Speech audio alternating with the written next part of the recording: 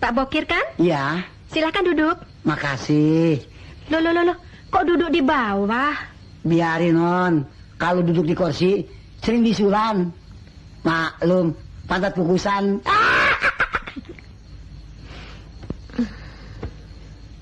Ngomong-ngomong, sebelum Bapak jadi centeng, kerja di mana sih? Waduh, riwayat Bapak mah macem-macem.